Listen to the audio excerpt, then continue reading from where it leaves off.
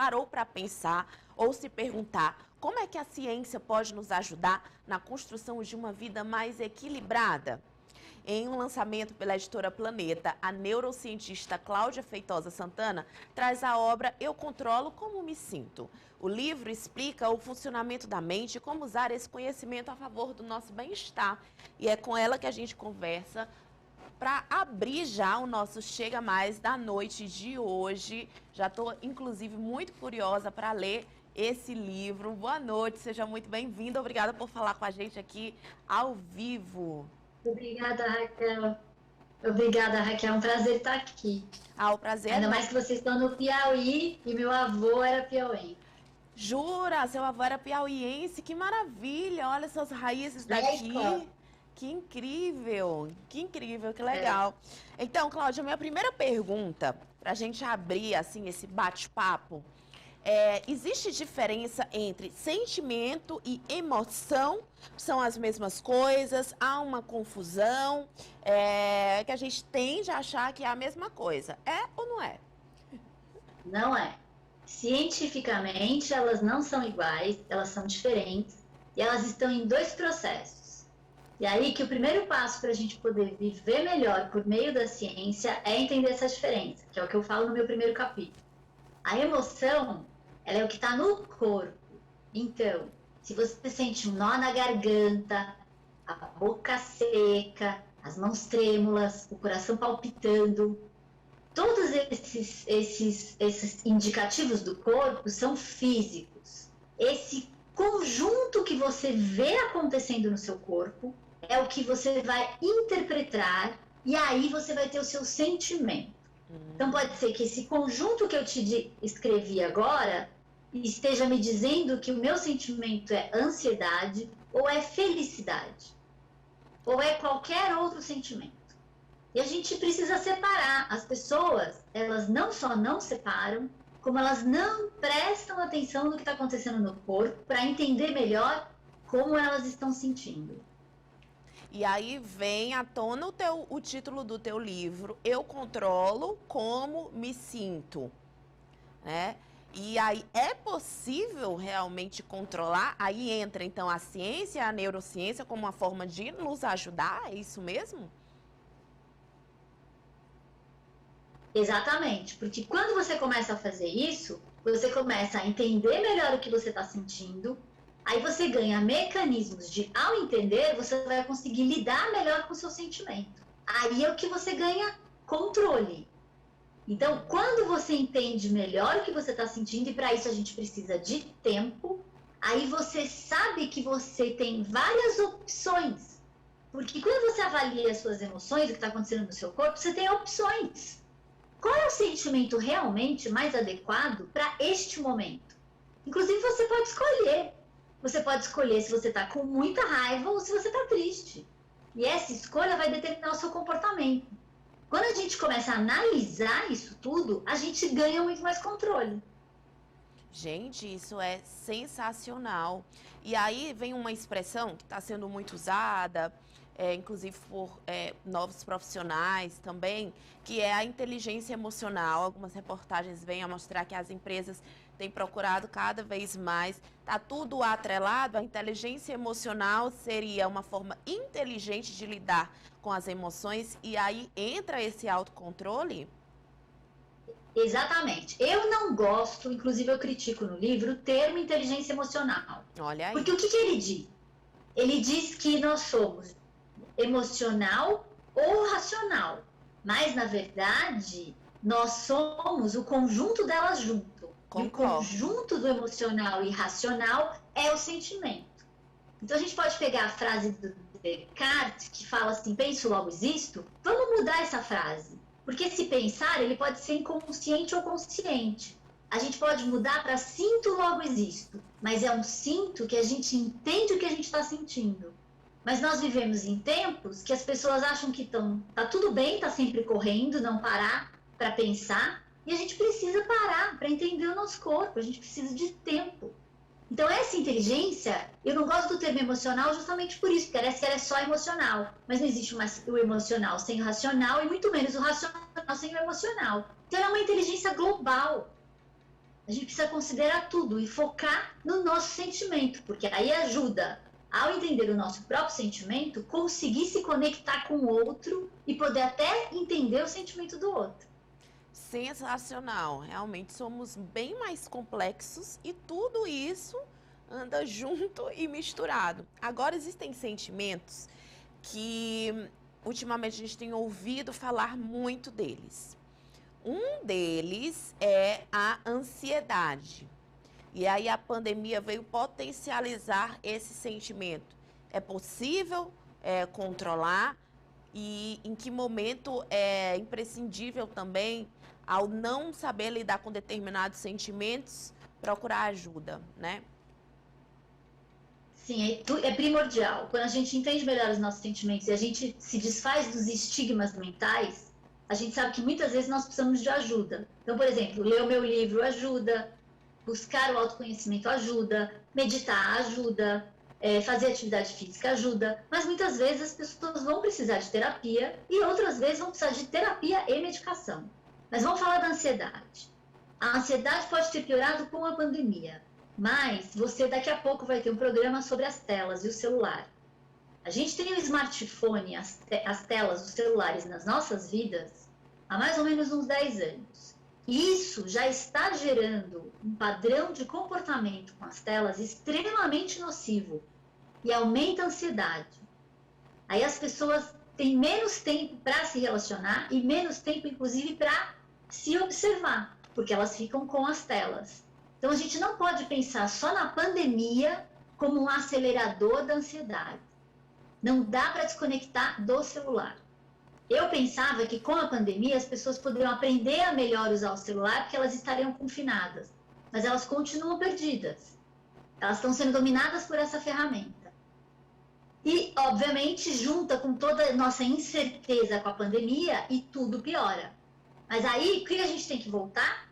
Tem que voltar para dentro e aí você tem que antever quando você está começando a ficar ansioso. Se você presta atenção no seu corpo, você vai entender quais são os sintomas que aparecem no seu corpo, que é um indicativo de que você pode entrar numa crise de ansiedade. Quando você está prestando atenção no seu corpo, você já vai começar a querer aprender o que você faz para você não entrar naquele processo. Perfeito. E isso tudo é muito subjetivo, cada um vai entender de um jeito. E muitas pessoas vão poder parar para ir, tá na hora de eu parar para fazer exercício, tá na hora de eu parar para dormir, outros vão precisar de uma terapia de emergência, e outros uma medicação, cada um com o seu jeito. Mas a gente deve aprender tudo isso para poder lidar melhor com a ansiedade. Você pode afastar um transtorno de ansiedade, ou se você tiver um transtorno de ansiedade e você tiver mais conhecimento dos seus sentimentos, ele pode vir mais leve. Perfeito. E aí, como você bem colocou, né? Precisa desse start no autoconhecimento, dessa busca. Tem um outro sentimento que está muito em foco, em pauta, que é o medo. O medo é um sentimento que nos alerta quando é um sentimento natural, né? Que vai servir de alerta em determinadas situações, inclusive para nos proteger, mas passa a ser algo ruim em excesso. Chega até a paralisar e algumas vezes está ligado também ali à ansiedade. A gente pode separar sentimentos mesmo entre bons e ruins, e o medo seria um grande vilão na humanidade? Não, na verdade o medo faz parte. Como você mesma disse, o medo, ele muitas vezes é protetor. O problema é que nós temos uma tendência a olhar para sentimentos negativos.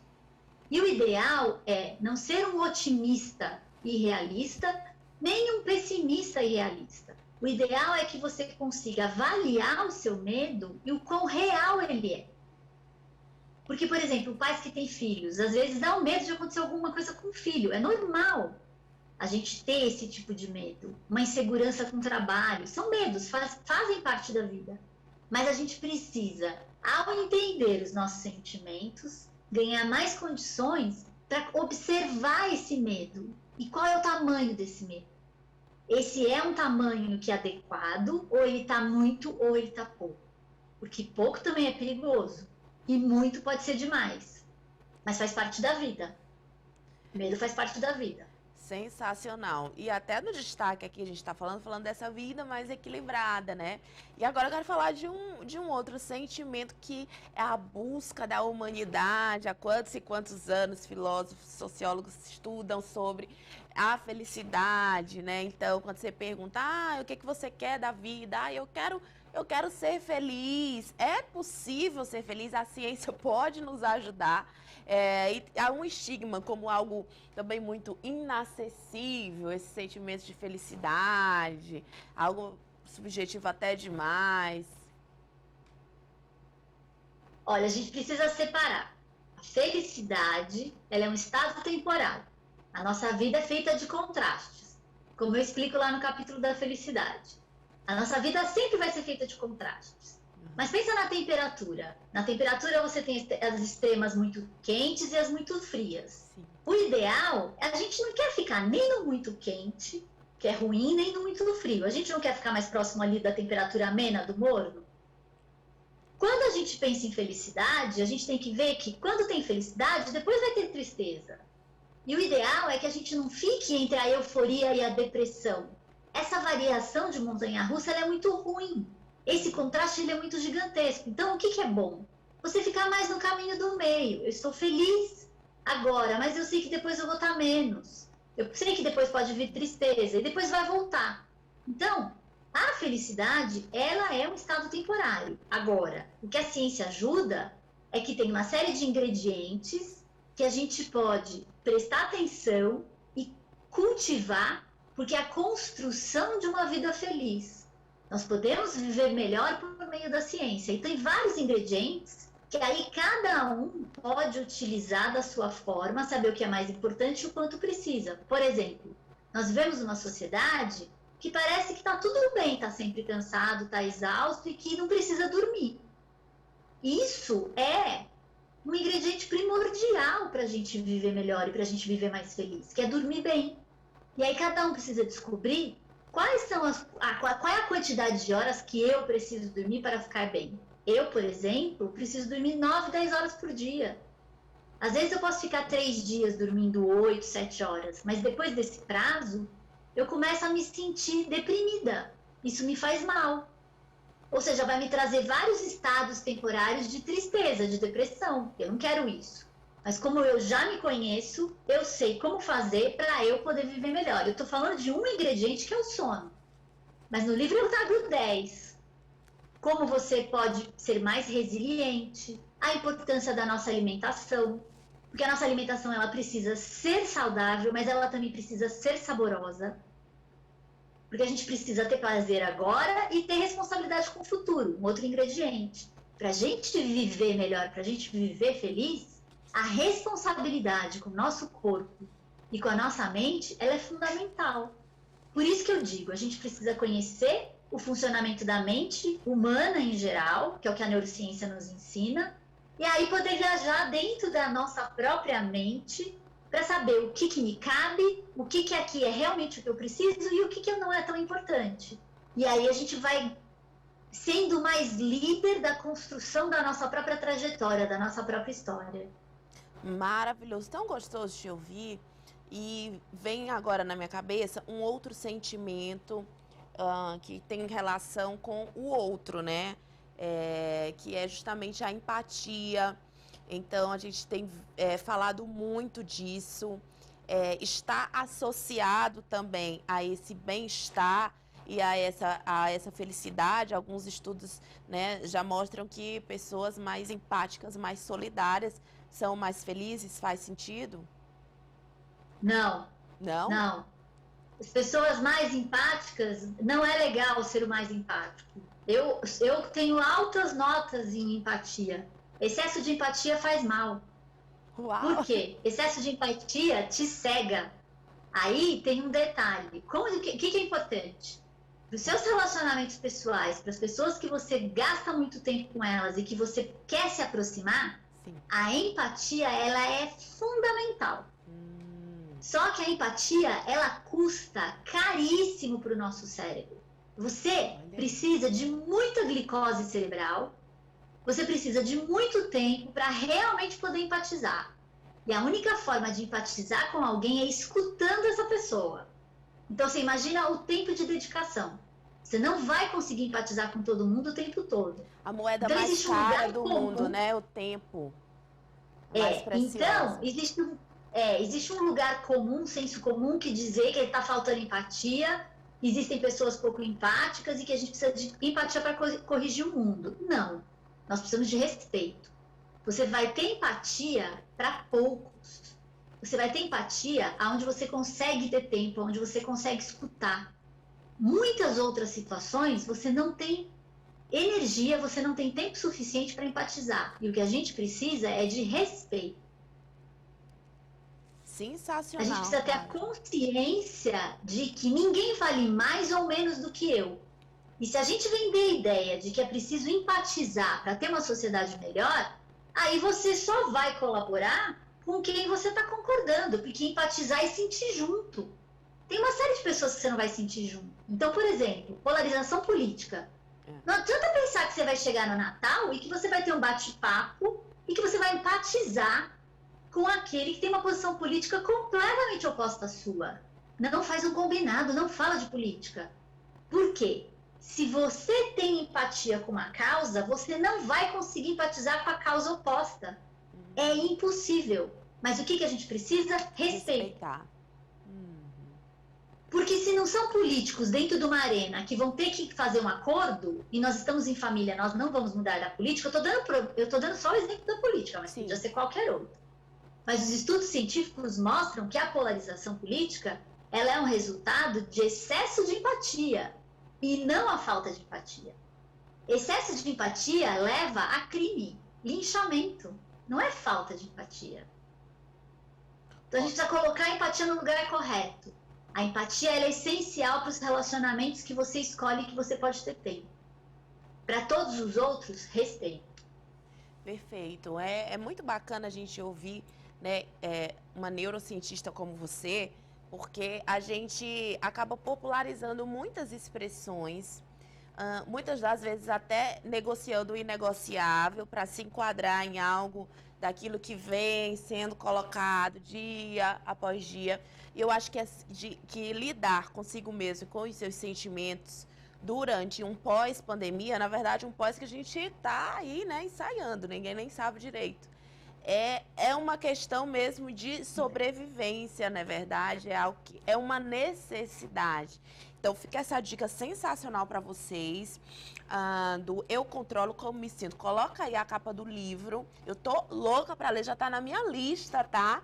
Já tô louca para ler. Tem também o site da Cláudia, que é feitosa-santana.com. Então, o Instagram dela para você seguir é Cláudia Feitosa Santana também. Ela que é neurocientista, professora, pesquisadora, palestrante, uma mulher fantástica e que eu tive o prazer de bater esse papo profundo e interessantíssimo, que certamente eu passaria a noite inteira aqui conversando, viu, Cláudia? Muitíssimo obrigada pelo seu tempo de estar aqui com a nossa audiência na noite de hoje. Raquel, muito obrigada. Você e todos os seus ouvintes. Nós que agradecemos. Um beijo. Então, última pergunta. O site, o livro já vai estar disponível para venda em todo o Brasil? Já tá. Já tá online, já tá em todas as livrarias. E se não tiver em alguma livraria, pode me mandar mensagem no Instagram ou no e-mail, que eu vou lá cutucar e mandar entregar lá. Perfeito. Mas já tá assim, já tá em todos os lugares. Perfeito. Fica aí essa super dica de leitura, tá bom? Beijo, Cláudia. Obrigada. Ela falou com a gente. Beijo, Raquel. Obrigada. Direto de São Paulo. Tchau, tchau.